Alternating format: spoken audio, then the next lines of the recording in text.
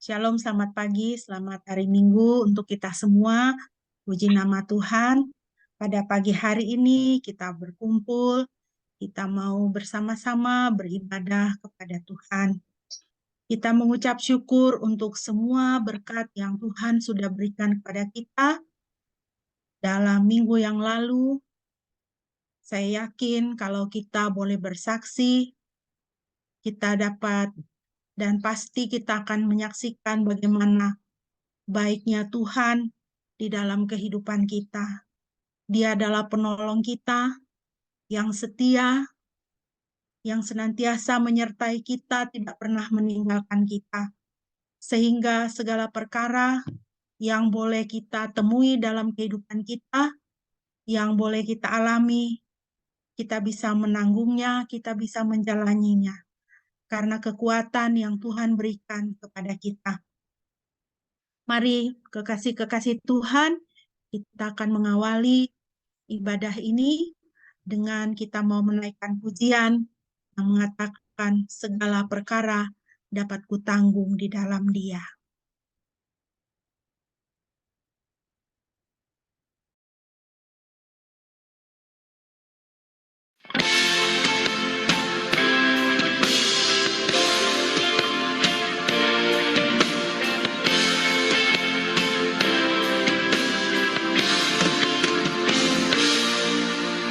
Penolong yang selalu setia.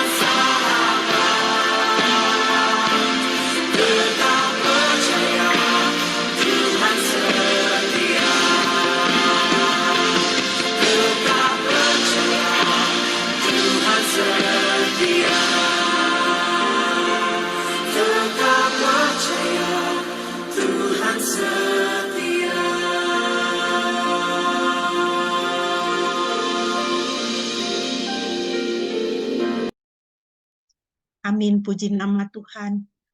Mari Bapak Ibu yang dikasihi Tuhan, kita akan mentabiskan ibadah kita pada pagi hari ini. Kekasih-kekasih Tuhan, ibadah kita pada pagi hari ini hanya boleh jadi di dalam nama Tuhan Tritunggal yang Kudus, Bapa, Putra, dan Roh Kudus. Kasih karunia-Nya menyertai kita sekalian. Haleluya.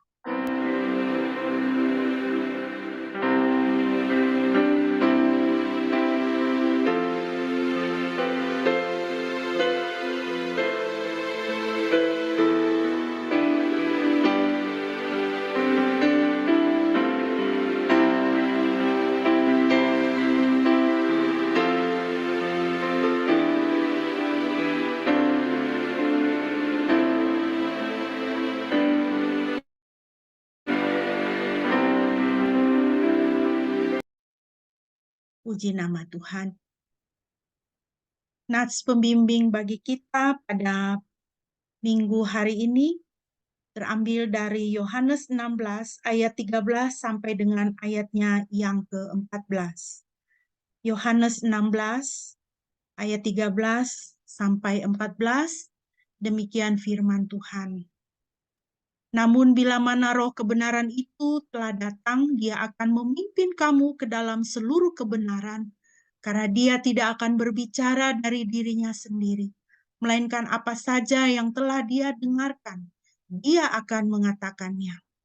Dia juga akan memberitakan kepadamu hal-hal yang akan datang. Dia akan memuliakan aku, karena daripadaku dia akan menerima apa yang menjadi milikku, dan dia akan menunjukkannya kepadamu. Puji nama Tuhan. Bapak Ibu yang dikasihi Tuhan, kita pada beberapa minggu ini, kita masih berada di dalam minggu-minggu Pentakosta, di mana kita memperingati dan merayakan Roh Kudus dicurahkan bagi orang percaya. Jika kita memperhatikan nats pembimbing kita tadi dari Yohanes 16, di situ dikatakan bahwa Roh Kudus, Roh kebenaran itu, dia akan memimpin kamu. Dia akan memberitakan kepadamu hal-hal yang akan datang, firman Tuhan. Jadi kita bisa lihat di sini bahwa Roh Kudus itu mempunyai peranan yang besar di dalam kehidupan kita sebagai orang percaya. Roh Kudus itu aktif, dia memimpin, dia menolong, dia mengajarkan kepada kita kebenaran, membawa kita kepada seluruh kebenaran firman Tuhan, kebenaran mengenai Tuhan. Dia sangat aktif di dalam kehidupan kita. Mari kita mengucap syukur kepada Tuhan bahwa Roh Kudus dicurahkan, dikaruniakan bagi kita. Sehingga kita melalui pekerjaan Roh Kudus, kita bisa semakin dekat dengan Tuhan. Kita bisa semakin diubahkan dan semakin bisa menjadi pengikut Tuhan, pemercaya yang benar-benar bisa menyenangkan hati Tuhan. Baik Bapak Ibu yang dikasihi Tuhan, mari kita memuji Tuhan untuk karunia Roh Kudus yang telah dicurahkan kepada kita, Roh Kudus yang telah diberikan kepada kita. Kita memuji Tuhan untuk kebaikan-Nya dan kasih-Nya. Mari kita bermazmur bagi Tuhan dari Mazmur 67. Mazmur 67.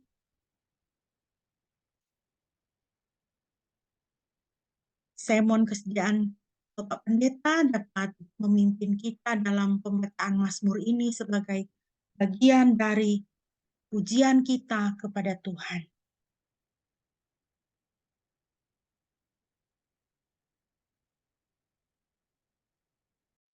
Baik, kita akan membaca Mazmur 67. Untuk kepala musisi dengan alat musik berdawai, Mazmur sebuah nyanyian. Elohim berbelas kasihan kepada kita dan memberkati kita, dan menyinarkan wajahnya kepada kita. supaya jalanmu dikenal di bumi dan keselamatanmu di antara bangsa-bangsa. Biarlah bangsa-bangsa menyanjung Engkau, ya Elohim. Biarlah seluruh bangsa memuji Engkau. Biarlah seluruh bangsa bergembira dan bernyanyi sukacita, karena Engkau akan mengadili bangsa-bangsa dengan benar dan memimpin bangsa-bangsa di bumi. Biarlah bangsa-bangsa menyanjung Engkau, ya Elohim. Biarlah seluruh bangsa memuji Engkau.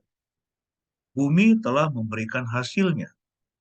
Elohim, Elohim kita sendiri akan memberkati kita. Elohim akan memberkati kita, dan seluruh ujung bumi akan takut kepadanya. Amin, haleluya. Dalam penafsiran saya, Bapak Ibu yang dikasihi Tuhan, saya banyak memikirkan ya,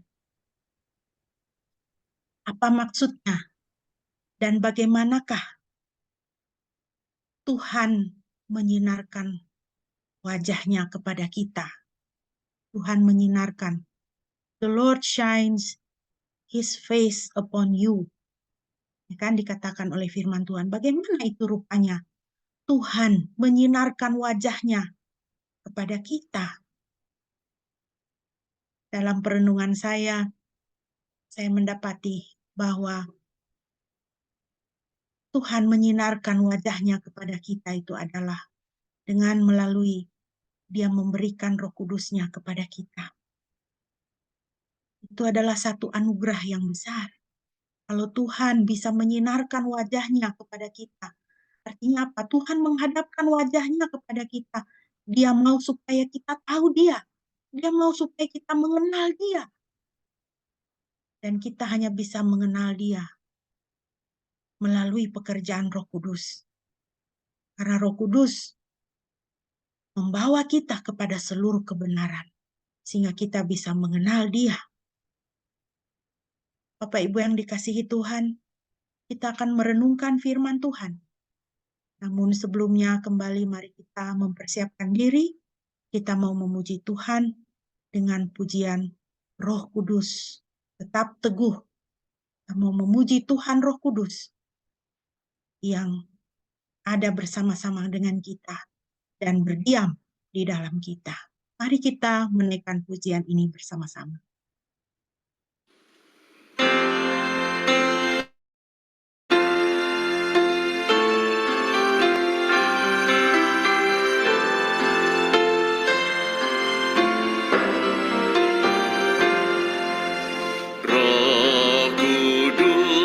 Tetap teguh, Kau pemimpin umat-Mu, tuntun kami yang lemah lewat gurun dunia.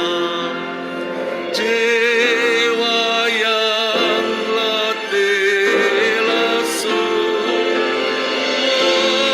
mendengar panggilan-Mu, hai musafir ikutlah ke negeri sejahtera.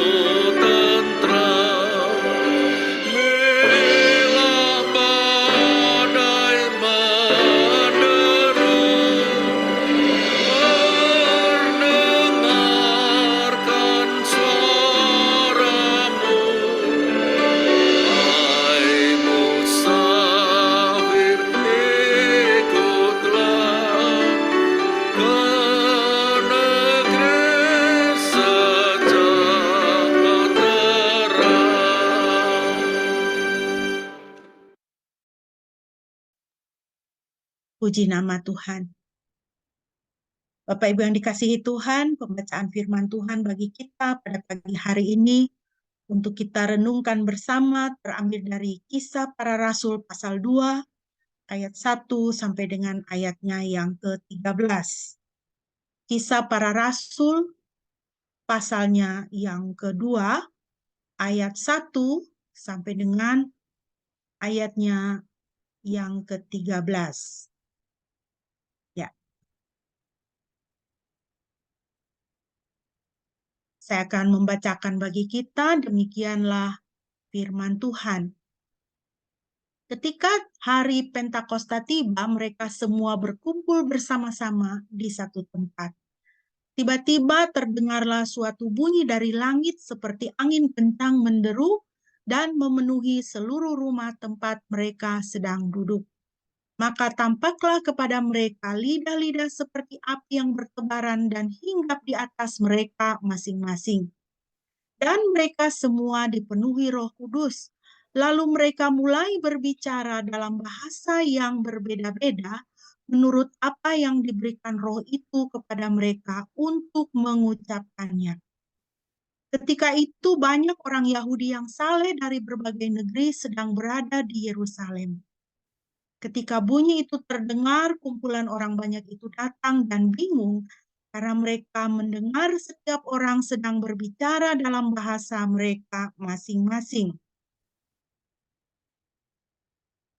Mereka semua takjub dan kagum sambil berkata seorang terhadap yang lain, "Lihatlah, bukankah mereka yang berbicara ini semua adalah Galilea? Bagaimana mungkin kita mendengar mereka dapat berbicara dalam bahasa negeri asal kita masing-masing, yaitu orang-orang Partia dan Media dan Elam dan yang tinggal di Mesopotamia dan Yudea dan Kapadokia, Pontus dan Asia, Frigia dan Pamfilia, Mesir dan wilayah-wilayah Libya yang berdekatan dengan Kirene, dan para pendatang dari Roma, baik orang-orang Yahudi maupun orang-orang lain penganut agama Yahudi, orang-orang Kreta dan orang-orang Arab. Kita mendengar mereka berbicara dalam bahasa kita masing-masing tentang perkara-perkara ajaib yang dilakukan Elohim. Mereka semua kagum dan bingung dan berkata seorang terhadap yang lain, "Apakah arti semua ini?" Ya, selanjutnya. Tetapi yang lain mencemooh dengan mengatakan, "Mereka sedang mabuk anggur." Demikianlah pembacaan firman Tuhan bagi kita. Berbahagialah setiap kita yang mendengar dan melaksanakan firman Tuhan dalam hidup kita setiap hari. Haleluya. Mari Bapak Ibu kita berdoa sebelum kita akan merenungkan firman Tuhan. Bapa, terima kasih untuk firman-Mu yang selalu dekat di dalam kehidupan kami. Saat ini Tuhan, kami mau merenungkan firman-Mu, pimpinlah kami Tuhan, sehingga kami dapat memahami dan melaksanakannya dalam hidup kami. Demi hormat dan kemuliaan nama-Mu. Di dalam nama Yesus kami berdoa, haleluya. Amin. Bapak Ibu yang dikasihi Tuhan, perenungan kita pada pagi hari ini dari Kisah Para Rasul yang sudah kita baca tadi. Saya beri judul Pekerjaan Roh Kudus dalam hidup kita. Bapak Ibu yang dikasihi Tuhan, minggu lalu kita memperingati hari di mana Roh Kudus dicurahkan bagi para murid, para pengikut Kristus. Dan dalam beberapa minggu ini kita masih dalam suasana Pentakosta ya, pencurahan Roh Kudus. Kalau kita membaca teks kita dalam Kisah Para Rasul tadi di dalam ayat 1, di situ dikatakan eh, pada waktu itu ya, dan ayat-ayat selanjutnya orang-orang Yahudi sedang berkumpul untuk merayakan hari Pentakosta. Pentakosta orang Yahudi di dalam Yudaisme itu adalah hari raya disebut Shavuot ya, dan diperingati sebagai hari di mana hukum-hukum Tuhan diberikan kepada Musa. Sehingga kita lihat banyak orang berkumpul dari berbagai wilayah, dari berbagai tempat, orang-orang Yahudi, orang-orang yang menganut agama Yahudi pada waktu itu. Jadi para murid juga berkumpul, dan sebagaimana Tuhan Yesus sudah memandatkan kepada mereka supaya berkumpul untuk menantikan Roh Kudus dicurahkan bagi mereka. Dan mereka sedang berkumpul dan berdoa bersama. Lalu mereka mengalami bagaimana Roh Kudus turun atas mereka dalam rupa lidah-lidah api. Kita lihat ini satu hal yang indah ya Bapak Ibu ya. Pada hari raya Pentakosta di mana orang Yahudi memperingati hukum-hukum Tuhan yang diberikan melalui diberikan kepada Musa. Pada hari itu Roh Kudus dicurahkan bagi orang yang percaya kepada Kristus. Dalam penafsiran saya, begitu indah Tuhan itu ya. Jadi ada hukum-hukum Tuhan. Tapi kita tidak bisa melaksanakan hukum-hukum Tuhan itu kalau Roh Kudus tidak diberikan kepada kita.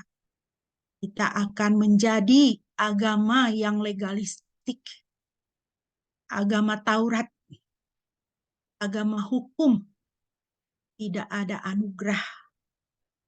Agama Taurat atau agama yang berdasarkan hukum, itu agama yang mati.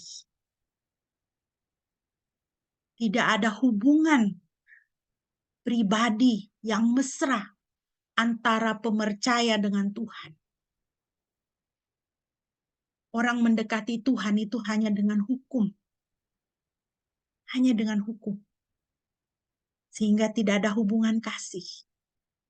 Kalau hanya ada hukum, hukum itu kelanjutannya adalah hukuman. Tidak ada anugerah di dalam hukum dan hukuman. Tetapi Roh Kudus diberikan supaya hukum-hukum Tuhan itu menjadi hukum-hukum yang hidup, tidak ditoreh di atas loh batu, tapi dengan adanya pencurahan Roh Kudus, hukum-hukum Tuhan itu, kita diberikan hati yang baru, di mana perintah-perintah Tuhan itu ditorehkan di dalam hati kita. Firman Tuhan katakan. Berarti apa? Kita melaksanakan perintah-perintah Tuhan. Hidup bagi Tuhan itu dengan hati kasih. Dengan hati kasih. Kita melaksanakan firman Tuhan itu karena kita mengasihi Tuhan. Bukan karena tuntutan daripada hukum itu sendiri. Oh, saya mengasihi Tuhan. Saya ke gereja. Karena saya mengasihi Tuhan, saya baca Alkitab. Karena saya mengasihi Tuhan, saya mengampuni saudara saya. Orang yang melakukan kesalahan kepada saya. Karena saya mengasihi Tuhan, saya tidak segan-segan untuk mengulurkan tangan membantu orang lain. Jadi betapa pentingnya pencurahan Roh Kudus itu di dalam kehidupan kita orang percaya. Di dalam rangkaian karya penebusan Kristus bagi kita, pencurahan Roh Kudus itu termasuk di dalamnya. Jadi kalau kita berbicara tentang penebusan Kristus, tidak hanya masalah Yesus disalib dan dia bangkit, tetapi satu paket dengan apa? Kenaikan Kristus ke surga dan Roh Kudus dicurahkan bagi. Kalau di dalam Natal, Tuhan di antara kita. Ya. Tuhan menjadi manusia. Dia ada di antara kita. Di dalam Paskah, Tuhan menggantikan kita. Mestinya kita yang dihukum sebagai upah dari dosa kita. Tetapi Tuhan menggantikan kita. Di dalam Pentakosta, Tuhan di dalam kita. Roh Kudus diberikan untuk berdiam di dalam kita. Dan seperti di dalam nats pembimbing kita tadi, dikatakan bahwa dia memimpin, dia memberitakan, dia aktif di dalam kehidupan kita. Nah, Bapak Ibu yang dikasihi Tuhan, kalau kita berbicara tentang pekerjaan Roh Kudus di dalam kehidupan kita sebagai orang percaya, itu banyak sekali. Ya. Di dalam, kalau kuliah teologi itu kita 2 SKS itu. Ya, pneumatologi. Pembahasan mengenai pekerjaan Roh Kudus, pribadi dia siapa, bagaimana.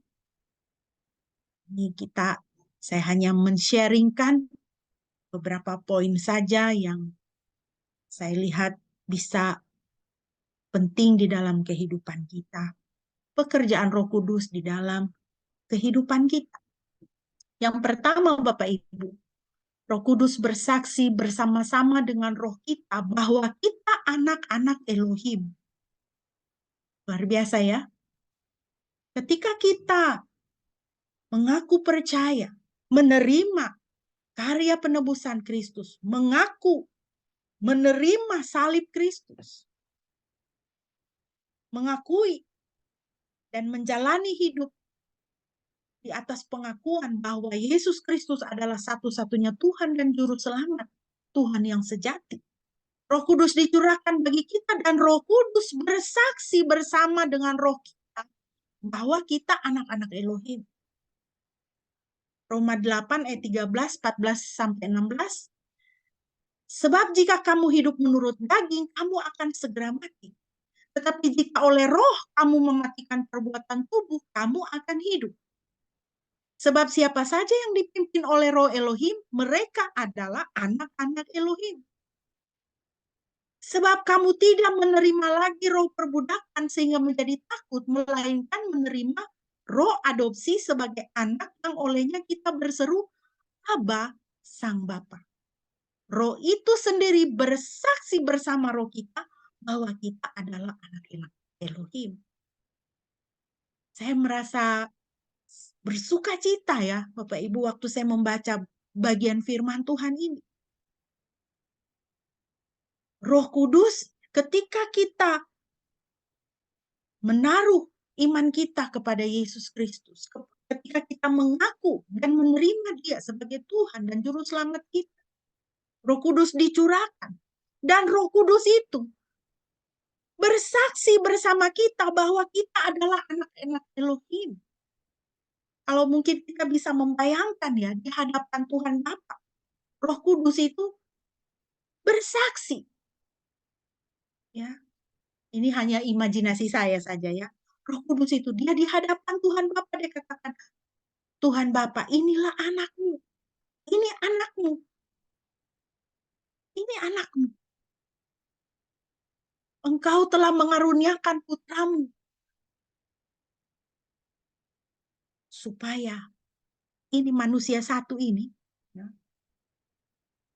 supaya manusia yang bernama Adrienne Soai ini, ya, dia bisa menjadi anakmu. Ini anakmu, Bapak. Betapa luar biasanya, ya, Roh Kudus itu bagi kita. Jadi adopsi kita itu, adopsi kita menjadi anak-anak Tuhan, anak-anak dari Bapa Sorgawi itu dikuatkan oleh kesaksian daripada Roh Kudus di hadapan Elohim. Bayangkan, Tuhan semesta alam itu adalah Bapa kita. Itu adalah Bapa kita. kita bisa memanggil dia Abah. Ya Bapa. Dia Bapa dan dia adalah Bapa yang sangat baik. Roh Kudus dicurahkan bagi orang-orang yang percaya dan menerima karya penebusan Kristus, menegaskan identitas kita sebagai anak-anak Tuhan. Artinya untuk kita apa? Tuhan adalah Bapa kita. Yahweh Sebaot adalah Bapa kita. Tuhan yang membelah Laut Merah itu adalah Bapa kita. Tuhan yang mengirimkan mana dari surga untuk memberi makan orang-orang Israel itu adalah Bapa kita. Tuhan yang mengaruniakan putranya untuk kita itu adalah Bapa kita. Kita berhak, kalau Tuhan adalah Bapa kita, kita berhak menerima dan menikmati semua yang baik dari Bapa dan mendapatkan pertolongan kita pada waktunya. Kan itu luar biasa. Dalam hidup saya secara pribadi, Bapak Ibu. Saya ketika ayah saya dipanggil pulang oleh Tuhan, ya, saya bilang sama Tuhan, Tuhan, saya sudah tidak punya Bapak. Tuhan, sekarang Engkaulah Bapa saya. Saya mengalami, saudara, bagaimana ya kasih sayang dan perlindungan Tuhan Bapa itu dalam hidup saya secara pribadi. Saya bisa menghadap hadiratnya sebagai anak dan meminta pertolongan. Minta kepada Tuhan Bapa untuk tolong saya. Makanya saya bilang sama anak-anak saya. Anak saya yang mencari pekerjaan, saya bilang, ingat, kau punya Bapa di surga, Bapa surgawi, Tuhan Bapa itu Bapamu.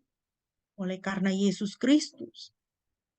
Kalau kau cari pekerjaan, minta sama Bapak, engkau yang kasih saya pekerjaan.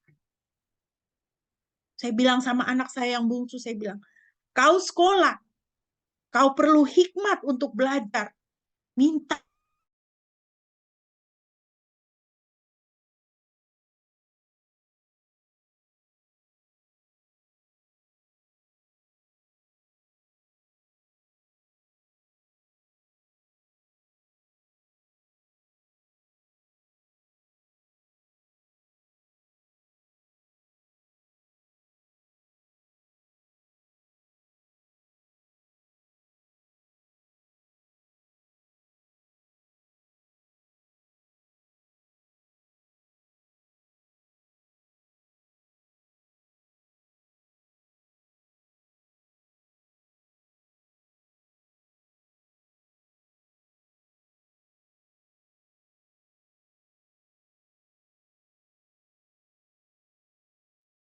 Minta maaf ada gangguan pada laptop saya. Kita akan melanjutkan. Mungkin Bapak Pendeta bisa share screen ya. Terima kasih. Ya. Bisa kita lanjutkan ke poin berikutnya. Ya. Ke atas dulu. Atas dulu masih di ya. Sekali lagi Bapak Ibu yang dikasihi Tuhan, ya. Next, ya. Sekali lagi Bapak Ibu yang dikasihi Tuhan, Tuhan semesta alam itu adalah Tuhan, adalah Bapa kita. Jadi kita berhak menerima dan menikmati semua yang baik dari Bapa dan mendapatkan pertolongan kita pada waktunya. Saya katakan kepada anak saya yang bungsu, kamu harus menyelesaikan, dan sekarang sudah hampir menyelesaikan studi. Kamu perlu hikmat. Ingat, Bapa surgawi itu adalah Bapamu. Ya. Berdoalah kepada Bapa Surgawi, minta hikmat Tuhan Bapa. Engkau memberikan hikmat, kepandaian kepada Daniel. Berikanlah hikmat dan kepandaian bagi saya, supaya saya bisa menyelesaikan studi saya. Satu kesaksian kalau boleh saya sampaikan Bapak Ibu, beberapa bulan yang lalu, ya, ada orang datang kepada saya, ya, singkat cerita dia nipu, ya. Dia bilang dia perlu uang untuk operasi mata mamanya, sudah dioperasi dan perlu beli obat. Dia pinjam uang sama saya. Waktu itu 150.000. Karena dia bilang tetangga yang lain, saudara-saudara seiman kita yang lain juga sudah ada membantu dia sedikit-sedikit. Saya berikan, lalu saya ajak dia berdoa. Setelah selesai berdoa, saya katakan kepadanya, tolong kalau bisa nanti mama, karena ibunya itu anggota persekutuan wanita di komplek kami ini, ya, tapi sudah tidak tinggal di komplek lagi. Saya bilang, kalau bisa tolong nanti mama difoto ya, supaya kita dari persekutuan bisa lebih tahu keadaan mama bagaimana. Dia cepat-cepat menolak. Nah, di situ saya mulai merasa, wah ini tidak benar, gitu ya. Tidak baik, tidak benar ini. Tapi ya sudahlah, saya pikir kayaknya dia nipu sama saya, tapi sudah saya ikhlaskan. Mungkin dia ada kebutuhan. Mungkin memang benar ibunya sakit, atau saya tidak tahu. Pada waktu kami ada kunjungan ke anggota persekutuan yang juga sedang sakit, saya tanya kepada pengurus. Lalu pengurus bilang, oh pendeta, itu mamanya itu sudah operasi itu 3 tahun yang lalu, katanya. Dan kami yang mendampingi pada waktu itu. Wah, di situ saya kaget ya, tapi saya tidak terlalu ini juga karena saya kan sudah feeling waktu dia menolak untuk memfoto mamanya itu. Jadi pulang saya berdoa, saya bilang, Tuhan Bapa, Engkau adalah Bapa saya. Saya pegang janjimu Tuhan dalam firman Tuhan, bahwa Engkau akan memulihkan kepadaku apa yang dimakan oleh belalang pelahap. Dan Engkau mengatakan bahwa iblis itu adalah penipu dan pencuri. Jadi saya perintahkan iblis dalam nama Yesus untuk kembalikan apa yang telah dicuri dari saya. Bukan masalah uangnya ya saudara ya, tapi penipuannya itu, pencurian itu. Walaupun saya ikhlaskanlah, saya mau lurus di hadapan Tuhan. Kalau hatinya tidak lurus, itu adalah urusan dia sama.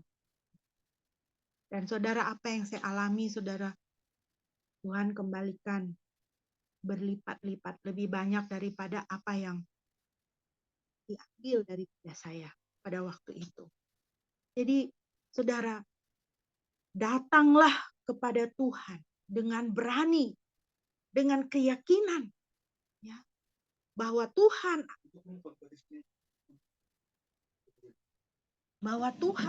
menolong kita, Tuhan Bapa menolong kita, Dia mendengar doa kita dan Dia memelihara kehidupan kita dengan sangat-sangat baik.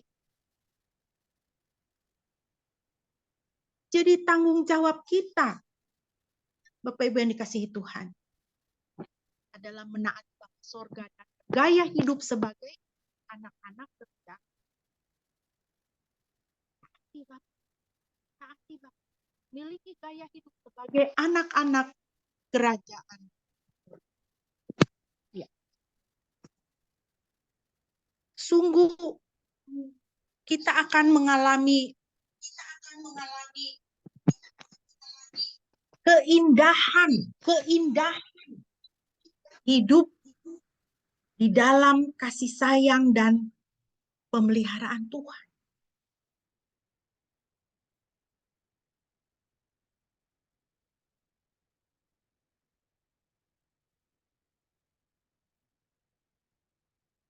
Bisa saya dibantu dengan teks ini?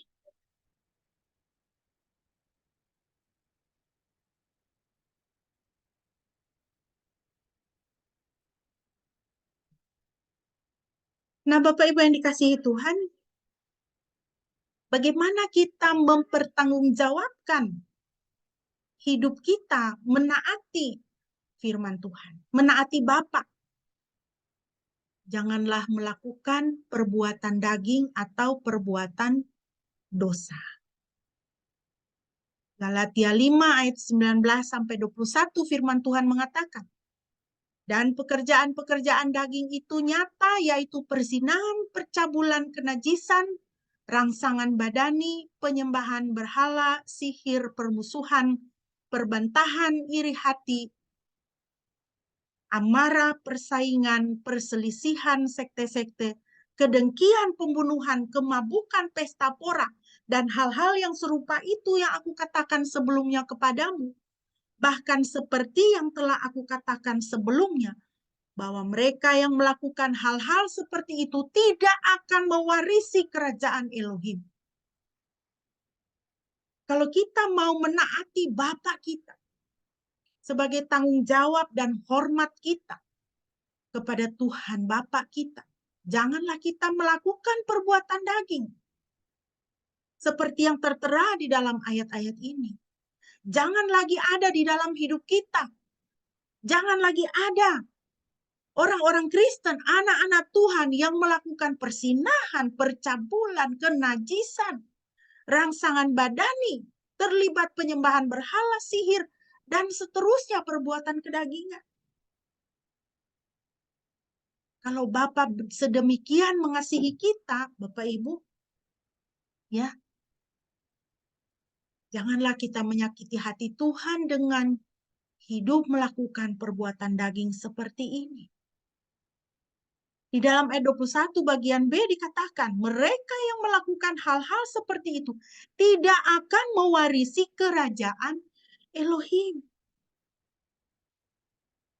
Jangan kita pikir, ya, kita hidup di dalam kedagingan, tetap mempertahankan kedagingan, itu kita bisa mewarisi kerajaan surga.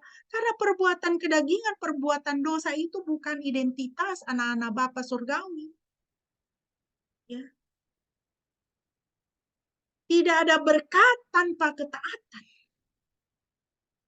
Tidak ada berkat tanpa ketaatan.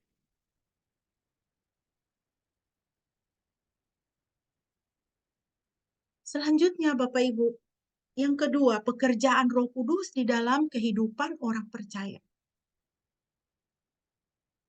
Roh Kudus menguatkan dengan kuat kuasanya di dalam batin orang percaya. Efesus 3, 14, 16, firman Tuhan katakan, inilah sebabnya aku menekuk lututku di hadapan Bapa Tuhan kita Yesus Kristus, yang daripadanya setiap keturunan di surga dan di atas bumi dinamai, supaya Dia dapat memberikan kepadamu sesuai dengan kekayaan kemuliaannya, agar dikuatkan dengan kuasa melalui Roh-Nya sebagai manusia batinia. Roh Kudus menguatkan dengan kekuatan kuasanya, menguatkan kita, menguatkan manusia batinia kita.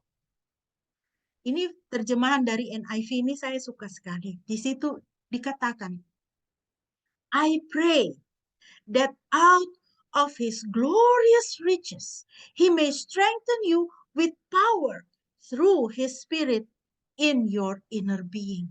Aku berdoa supaya dari kekayaan kemuliaannya, kekayaannya yang begitu mulia, kekayaan Tuhan Bapa, he may strengthen you, dia menguatkan engkau with power, dengan kuasa, through his spirit, melalui Roh-Nya, yaitu Roh Kudus, in your inner being, manusia rohani kita. Manusia rohani kita itu dikuatkan oleh Roh Kudus. 2 Korintus 4, 8, 9, 16, 18 firman Tuhan katakan, Dalam segala hal kami ditindas namun tidak terjepit. Kami habis akal namun tidak putus asa. Kami dianiaya namun tidak ditinggalkan sendirian. Kami dihempaskan namun tidak binasa. Sebab itu kami tidak tawar hati, tetapi meskipun manusia lahirnya kami semakin merosot, namun manusia batinnya kami dibaharui dari sehari ke sehari. Sebab penderitaan ringan yang sekarang ini mengerjakan bagi kami kemuliaan kekal yang melebihi segala-galanya, jauh lebih besar daripada penderitaan kami. Sebab kami tidak memperhatikan yang kelihatan, melainkan yang tak kelihatan, karena yang kelihatan adalah sementara, sedangkan yang tak kelihatan adalah kekal. Demikian firman Tuhan. Rasul Paulus menuliskan hal ini kepada jemaat di Korintus pada waktu itu. Menjelaskan kepada mereka bagaimana kesulitan, aniaya besar yang dialami oleh Rasul Paulus dan rasul-rasul yang lain di dalam memberitakan firman Tuhan. Mereka mengalami penganiayaan luar biasa.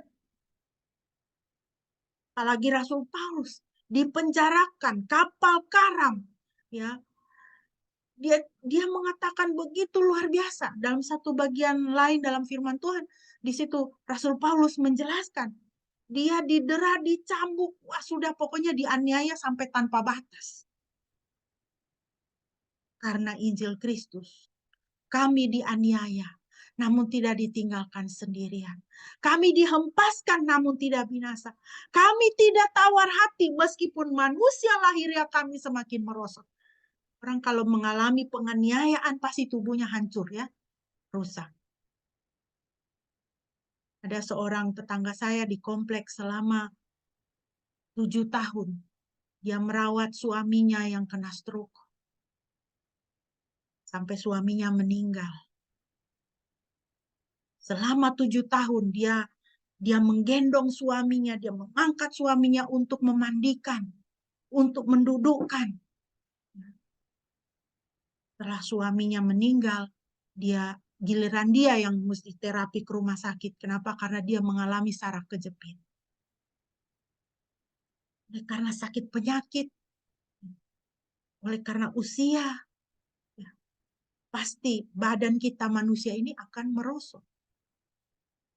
Akan rusak lah, ya. Tapi firman Tuhan katakan manusia batinnya kita itu dibaharui dari sehari ke sehari. Tubuh kita boleh merosot, kemah tubuh kita ini, kemah kita, tempat tinggal kita ini di dunia ini, tubuh kita ini. Hari demi hari akan semakin merosot, akan rusak. Apakah oleh karena penganiayaan ataukah oleh karena sakit penyakit? Tetapi manusia batinnya kita tidak boleh merosot, Bapak, Ibu, dan Saudara yang dikasihi Tuhan. Manusia batinnya kita harus dibaharui dari sehari ke sehari. Jadi orang Kristen itu harus menjadi orang yang semakin hari semakin rohani. Dengan anugerah Tuhan pun saya mau seperti itu. Saya menjalani itu. Saya sedang dididik Tuhan. Saya sedang didisiplinkan Tuhan juga. Supaya manusia batinnya saya, manusia roh saya ini dari sehari ke sehari, itu boleh semakin diperbaharui, harus semakin kuat. Ya. Jangan kita orang Kristen itu hari demi hari manusia rohani kita makin menjadi manusia duniawi. Ya. Sudah fisik ini sudah semakin lemah, tapi roh manusianya juga semakin buruk. Wah, ini repot ini. Kemarin kami mengadakan ibadah penghiburan untuk seorang teman kelas kami yang dipanggil Tuhan 2 hari yang lalu kalau tidak salah, di Manado. 2 tahun terakhir ini dia jalani dengan cuci darah. Setiap 2 hari sekali dia cuci darah. Bayangkan, saudara. Dulu yang waktu kuliah itu dia gemuk gitu ya. Karena cuci darah ini, karena sakitnya ini dia. Sampai badan sudah habis. Setiap kali habis cuci darah dia kehilangan 2 kilo. Berat badannya. Sampai kurus. Tetapi kami semua mengingat dia. Mengenang dia. Mulai dia dari zaman dia kuliah. Sampai dia sakit parah. Sampai sudah tinggal tulang badannya ini. itu dia tetap orang yang ceria. Dia tetap orang yang pribadi yang kuat. Dia tidak pernah mengeluhkan keadaannya. Dia tidak pernah menunjukkan kesedihan. Beberapa kali kami persekutuan via Zoom dan dia bisa join. Kami melihat dia betapa habis badannya, tetapi dia tetap ceria. Kenapa bisa begitu, Bapak Ibu? Karena apa? Manusia batinnya dia itu adalah manusia rohani yang kuat. Dan kita hanya bisa begitu. Kalau Roh Kudus ada di dalam hati kita, ya, berdiam di dalam diri kita. Dia menguatkan dengan kuat kuasanya. Dia memberi kekuatan. Yang ketiga, Bapak Ibu, pekerjaan Roh Kudus di dalam kehidupan kita. Roh Kudus mengadakan buah-buah rohani di dalam diri orang percaya supaya mereka mencerminkan budi pekerti Kristus. Galatia 5, 22-23. Akan tetapi buah roh adalah kasih, sukacita, damai sejahtera, kesabaran, kemurahan, kebaikan, iman, kelemah lembutan, pengendalian diri. Tidak ada hukum yang menentang hal-hal seperti itu. Ingat, kasih, sukacita, damai, sejahtera, kesabaran, kemurahan, kebaikan, iman, kelemah lembutan, pengendalian diri. Semua adalah buah roh. Produksi Roh Kudus di dalam diri kita. Menghasilkan buah roh dalam kita adalah pekerjaan Roh Kudus dalam hal pengudusan kita setiap hari. Pengudusan kita setiap hari. Darah Yesus sudah menguduskan kita. Menghapus dosa-dosa kita. Tetapi kita masih harus menjalani proses pengudusan kita setiap hari. Karena kedagingan kita setiap hari harus dimatikan, saudara. Dan Roh Kudus menolong kita dalam pengudusan kita. Jika buah roh dihasilkan dalam hidup kita, maka proses pengudusan kita setiap hari itu berjalan. Jadi Bapak Ibu, kita harus bekerja sama dengan Roh Kudus. Jangan mendukakan dia. Ya, Roh Kudus itu firman Tuhan mengatakan bahwa dia bisa berduka. Karena Roh Kudus adalah pribadi Tuhan sendiri. Ya, dia adalah satu pribadi dan dia pribadi Tuhan sendiri. Kalau kita tidak menaati dia, kalau kita tidak mau dengar-dengaran, kalau kita tidak mau bekerja sama dengan dia dalam proses pengudusan kita, kita bisa mendukakan dia. Jadi Bapak Ibu yang dikasihi Tuhan, tanggung jawab kita sebagai pengikut Kristus adalah memperlihatkan pada dunia adanya buah roh dalam hidup kita. Itu adalah kesaksian kita akan nama Tuhan. Orang tidak bisa lihat Yesus, tapi orang bisa lihat saudara dan saya. Ya, orang bisa lihat saudara dan saya. Dan orang bisa lihat Yesus di dalam kita. Kalau bersama dengan Roh Kudus, ya, kita kerjasama dengan Roh Kudus dalam hal apa? Untuk memproduksi buah roh di dalam kehidupan kita. Kalau kita taat kepada pimpinan Roh Kudus, ya, itu buah Roh Kudus itu akan dihasilkan dalam diri kita. Nah, Bapak Ibu, saya ingin kita mengingat sejenak lagi bagaimana Tuhan merancang kita, ya. Kalau Bapak Ibu bisa lihat gambar ini, ingat firman Tuhan di dalam 1 Tesalonika mengatakan manusia itu terdiri dari roh, jiwa, dan tubuh. Saudara lihat di bagian tengah, lingkaran paling tengah itu spirit. Ya, kita ini mini Tritunggal. Tuhan kita Tuhan Tritunggal yang kudus. Kita ini mencerminkan Tuhan. Karena apa? Kita diciptakan dalam gambar dan rupanya Tuhan. Jadi kita ini Tritunggal mini. Kita punya roh, spirit. Ya, roh manusia. Kemudian ada lingkaran yang lebih besar lagi, itu soul, jiwa, kepribadian kita. Bagaimana kita bisa lihat soul kita, jiwa kita? Kalau ada terlihat, soul kita itu terlihat dari apa? Mind, pikiran kita.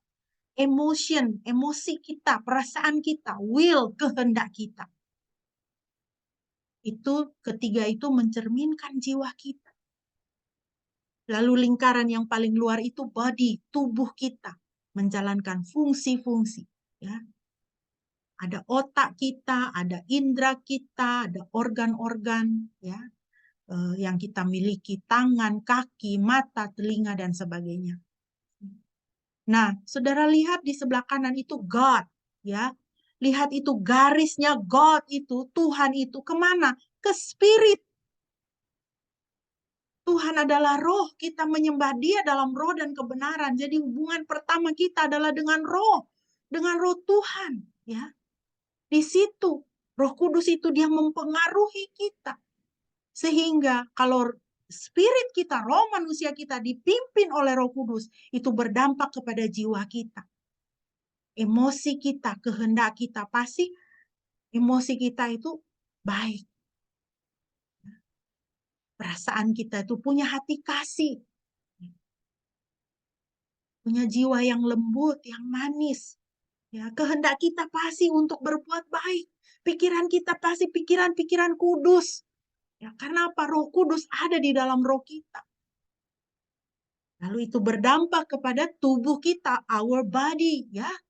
Menjalankan fungsi-fungsi badan kita. Bergerak, menunjukkan, dan melakukan tindakan-tindakan kasih, memperkatakan kata-kata kasih. Perkataan yang manis, yang indah, yang sedap didengar. Nah, Bapak Ibu, mari kita melihat sejenak di dalam otak kita. Ya, sistem saraf pusat kita. Ya, jadi kita mempunyai ya saraf itu neuron itu ya. Bapak Ibu bisa lihat di sini nih yang bulatan ini ya. Ini adalah neuron ya, saraf kita ya. Sel-sel saraf itu namanya neuron. Ya. Di dalam neuron ini kalau dia dibentangkan itu dari buku medis yang saya baca dikatakan itu panjangnya kalau mereka ini saraf-saraf kita ini dibentangkan panjangnya itu sekitar 48 kilometer. Luar biasa ya. Nah, saraf kita atau neuron ini ya, dia menyimpan potongan informasi. Potongan informasi yang dia dapatkan dari panca indera, dari rangsangan-rangsangan dari luar, ya dari panca indera, dari sentuhan, dari penglihatan, dari penciuman, ya dan sebagainya. Nah, kemudian ada namanya neurotransmitter. Neurotransmitter ini adalah semacam zat kimiawi yang merupakan pengantar informasi dari satu neuron kepada neuron yang lain. Jadi saudara lihat di sini ya. Jadi informasi yang ada di dalam neuron yang satu itu oleh neurotransmitter itu disampaikan kepada neuron yang lainnya. Ada yang di dalam otak kita atau sel-sel saraf yang berhubungan dengan organ-organ kita seperti jantung, tangan, kaki dan sebagainya. Sehingga untuk menggerakkan fungsi-fungsi daripada organ tubuh kita.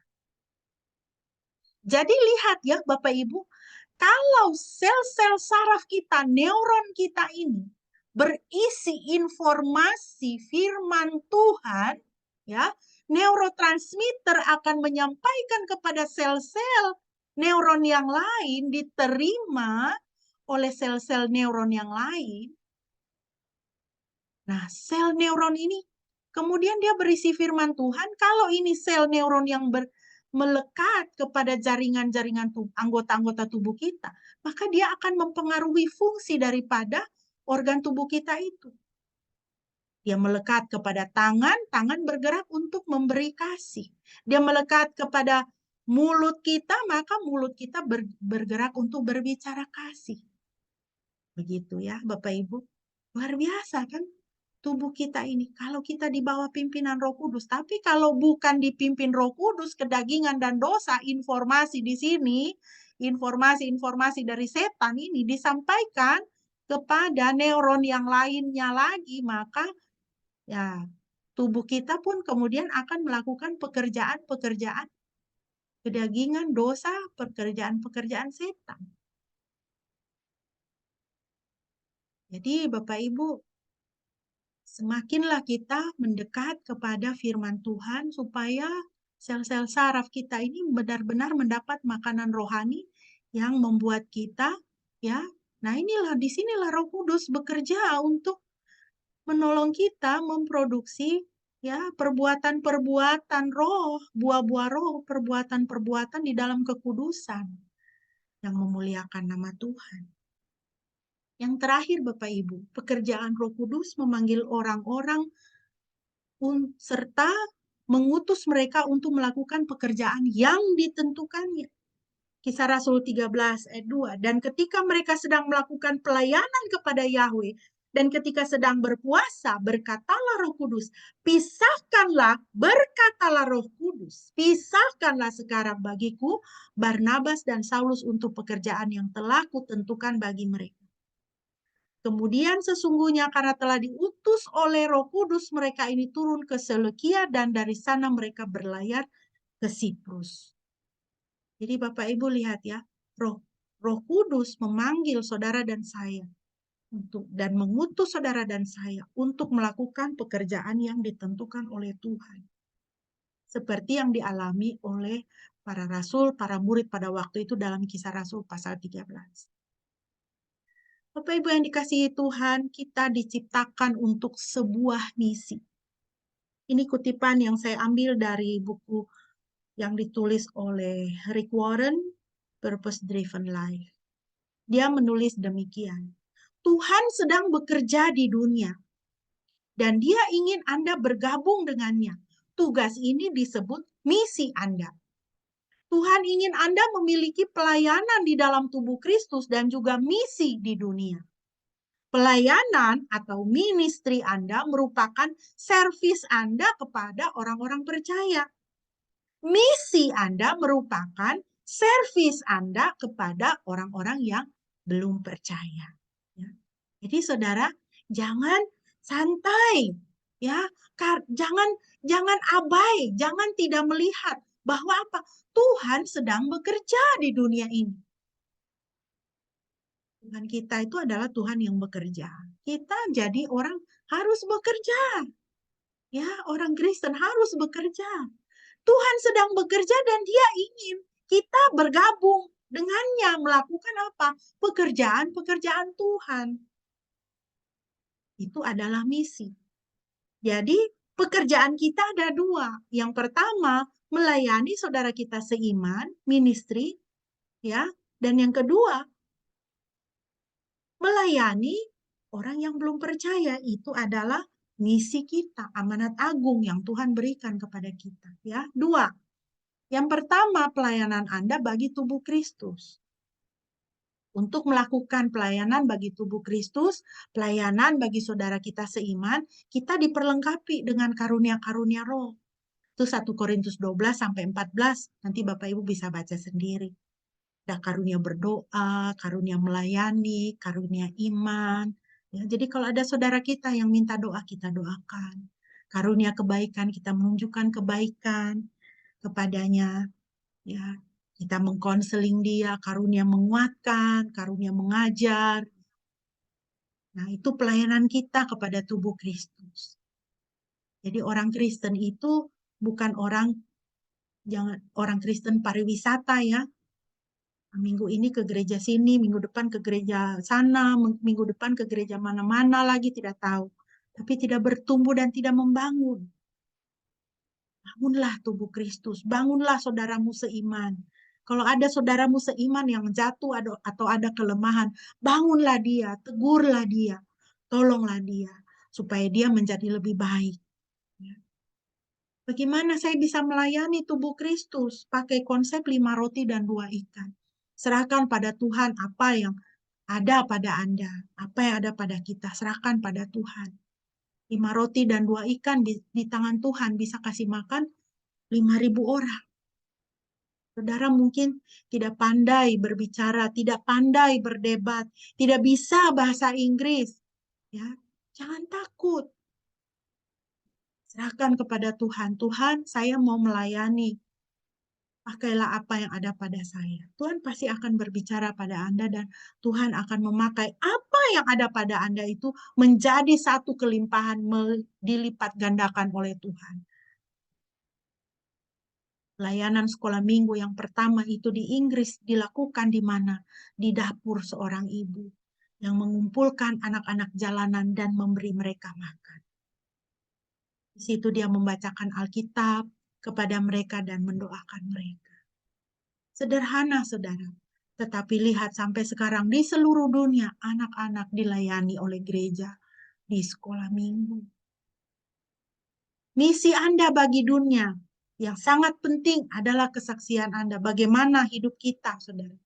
Sekali lagi, orang tidak bisa lihat Yesus, orang lihat kita. Tetangga kita yang belum kenal Tuhan, dia tidak lihat Yesus, dia lihat kita. Jadi kesaksian kita itu penting. Gaya hidup kita penting. Kita gaya hidup duniawi atau gaya hidup kerajaan sorga. Ya. Kita menghasilkan buah roh, ya, atau hanya menghasilkan kejahatan. Atau tidak menghasilkan apa-apa. Firman Tuhan di dalam Wahyu katakan, berhati-hatilah. Engkau panas tidak, dingin tidak. Kau suam-suam kuku. Aku akan memuntahkan engkau keluar dari mulutku. Saudara, hati-hati ya. Kalau kita orang Kristen ini panas tidak, dingin tidak bikin apa-apa untuk kerajaan sorga. Tuhan bilang apa? Aku akan memuntahkan engkau keluar dari mulutku. Ingat, kita adalah surat Kristus yang terbuka bagi dunia. Sebagai penutup Bapak Ibu, dalam semangat Pentakosta, kiranya semangat Pentakosta menjadikan kita pengikut Kristus yang bagaimana? Satu, menghidupi identitas diri sebagai anak-anak Bapa Surgawi. Kalau kita merayakan hari pencurahan Roh Kudus, harus membuat kita semakin menjadi anak-anak Bapa Surga, semakin taat kepada Bapa Surga, semakin hormat kepada Bapa Surga. Semangat Pentakosta harus menjadikan kita manusia rohani yang kuat. Badan kita mungkin dimakan oleh sakit penyakit, oleh kelemahan tubuh. Mungkin ada kita lahir dengan cacat fisik tertentu yang tidak ada obatnya, tidak bisa dioperasi, tidak bisa dihilangkan. Tapi firman Tuhan katakan manusia rohani kita harus menjadi kuat. Yang ketiga, semangat Pentakosta. Biarlah menjadikan kita pengikut Kristus yang menghasilkan buah roh dalam hidup kita.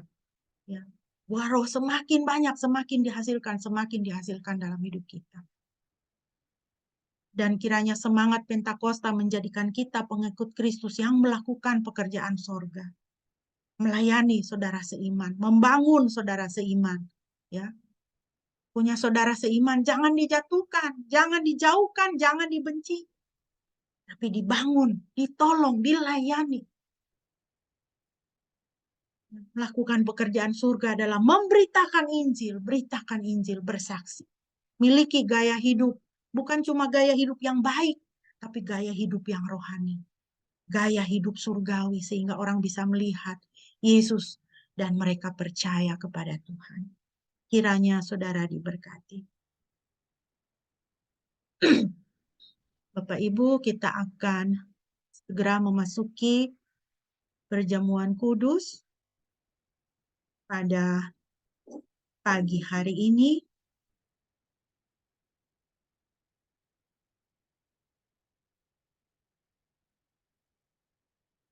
Mari kita berdoa terlebih dahulu. Bapa, kami mengucap syukur untuk firman-Mu, kiranya firman-Mu terpatri dalam hati dan pikiran kami, supaya kami dapat memuliakan Engkau. Kami akan memasuki meja perjamuan kudus, biarlah Tuhan pimpin kami.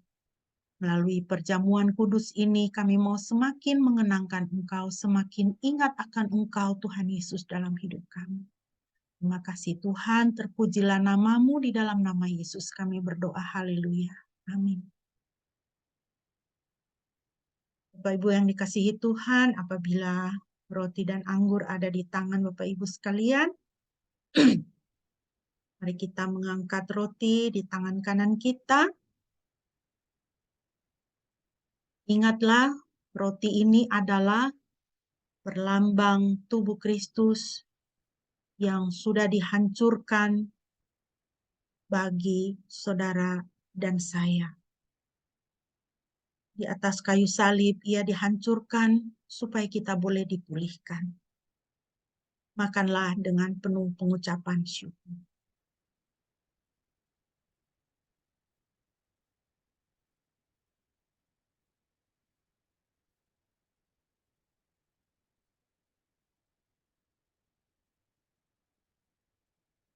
Marilah kita mengangkat anggur di tangan kanan kita. Anggur ini adalah perlambang darah Kristus yang telah dicurahkan bagi saudara dan saya untuk pengudusan kita. Kita adalah anak-anak Adam yang pertama yang telah jatuh ke dalam dosa. Hidup di bawah kuasa dosa dan maut, tidak sanggup untuk menyelamatkan diri sendiri. Tidak ada amal baik kita yang bisa menyelamatkan kita dari murka Elohim. Tapi Bapa di dalam kasih-Nya mengaruniakan putranya yang tunggal bagi saudara dan saya, supaya darahnya dicurahkan atas kita dan kita mendapatkan pengudusan kita. Minumlah dengan penuh pengucapan syukur.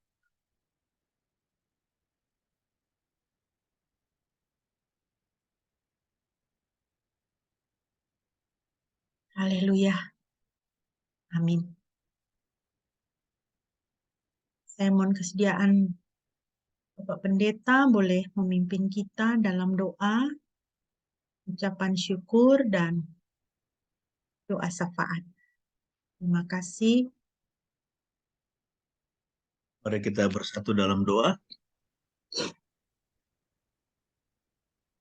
Bapa dalam surga, terima kasih untuk pagi ini kami boleh mendengar dan merenungkan firman-Mu yang mengingatkan kami betapa pentingnya kami selalu hidup berjalan bersama dengan Roh Kudus, dan itu hanya mungkin ketika kami nantiasa membaca dan merenungkan firman-Mu.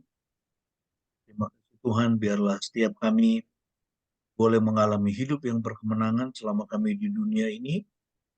Apapun masalah, apapun pergumulan yang kami hadapi, kami tetap berkemenangan di dalam segala sesuatu. Saat ini Tuhan, kami mau menaikkan doa-doa syafaat kami. Kami berdoa untuk semua anak-anak kami di dalam studi mereka.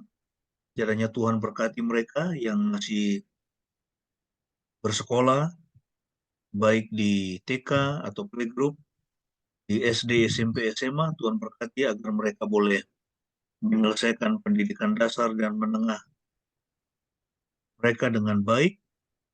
Dan juga khususnya untuk dua anak kami, Ois dan Joseph, kiranya Tuhan Engkau menolong kedua anak kami ini, siapkanlah tempat yang terbaik bagi mereka agar mereka dapat menempuh pendidikan tinggi di universitas dengan yang sesuai dengan apa yang Tuhan arahkan bagi kedua anak kami ini, Lois dan Tuhan pimpin mereka juga orang tuanya. Tuhan sungguh-sungguh mengarahkan mereka dalam 1-2 bulan ke depan ini, sehingga mereka benar-benar dapat masuk di perguruan tinggi yang sesuai dengan kehendak Tuhan atas kedua anaknya. Kami menyerahkan mereka ke dalam tangan. Itu juga untuk tiap kami dalam pekerjaan kami, apapun profesi kami Tuhan, kiranya Tuhan memberkati, supaya semua yang kami kerjakan boleh berhasil, semua yang kami kerjakan boleh semakin bertambah-tambah. Engkau tolong kami untuk juga mengalami terobosan-terobosan yang baru di dalam pekerjaan kami, sehingga kami juga boleh berkemenangan, mengalami kebebasan finansial melalui pekerjaan kami ya Tuhan. Kami berdoa untuk orang tua kami dalam masa tua mereka, untuk Mama di Jakarta, juga Opa Effendi yang ada di Jogja, itu pun dengan Eyang dari UIS yang ada di Baru atau di Dumai, dan juga semua orang tua kami, dimanapun mereka berada, yang ada di Surabaya, yang ada di Parapat, dan di tempat-tempat lainnya. Tuhan, Kau kiranya melawat mereka saat ini dan menyatakan cinta kasih-Mu, sehingga dalam masa tua mereka tetap dapat menikmati kesehatan dan juga tetap dapat melayani Tuhan dengan apa yang Tuhan percayakan kepada mereka. Terima kasih Tuhan Yesus. Kami saat ini juga mau berdoa bagi pemerintah kami, berkatilah pemerintah kami, berikanlah hikmat sehingga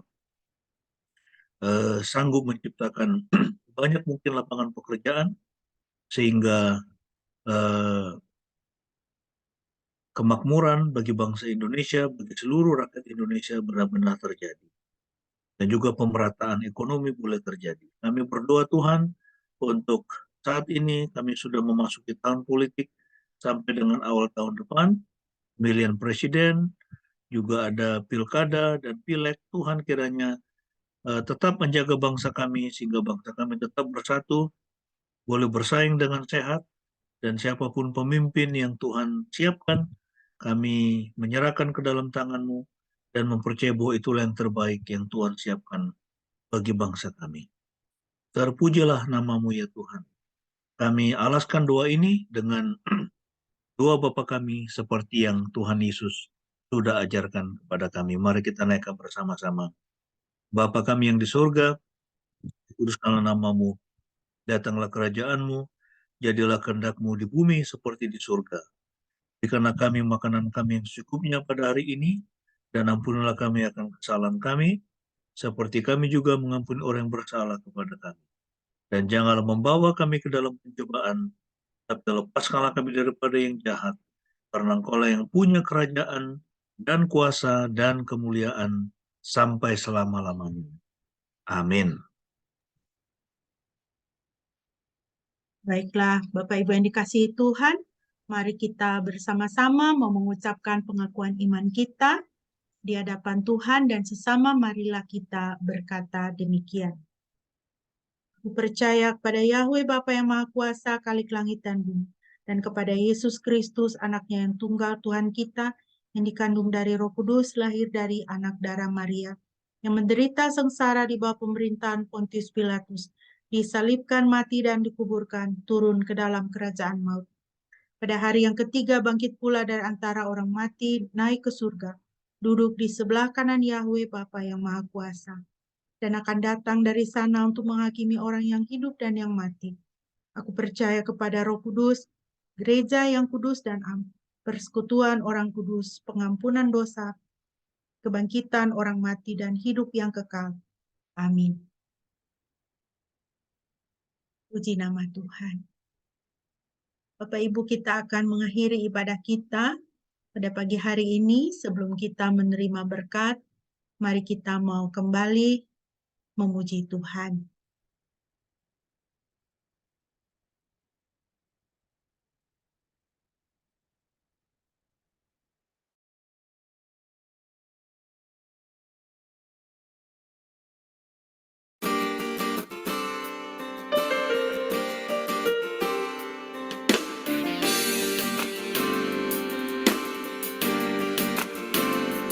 Dalam Roh Yesus Kristus kita satu.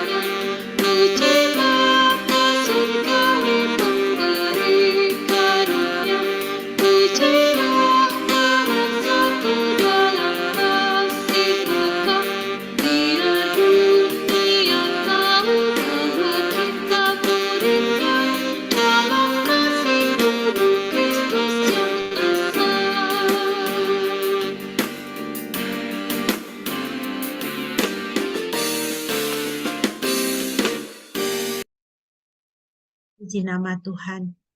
Mohon kesediaan Bapak Pendeta boleh menaikkan doa berkat untuk kita. Mari jemaat yang dikasihi oleh Tuhan, arahkanlah hatimu kepada Tuhan dan terimalah berkat-Nya. Kiranya kasih yang kekal dari Bapa Surgawi dan kasih yang kekal dari Tuhan Yesus Kristus, Tuhan dan Juru Selamat kita yang hidup, serta persekutuan dengan Roh Kudus, menyertai tubuh, jiwa, dan rohmu, mulai saat ini sampai Tuhan Yesus datang kembali, sampai selama-lamanya. Amin.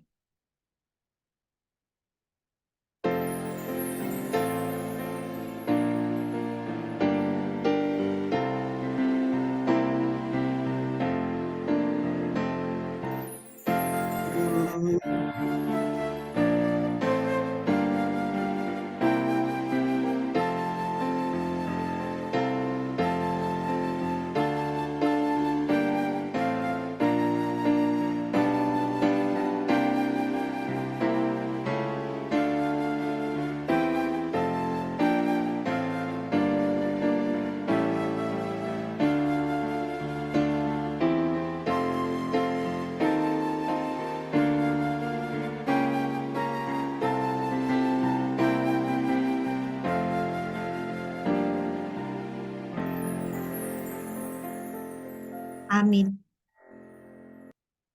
Mari Bapak Ibu kita bersaat teduh sejenak.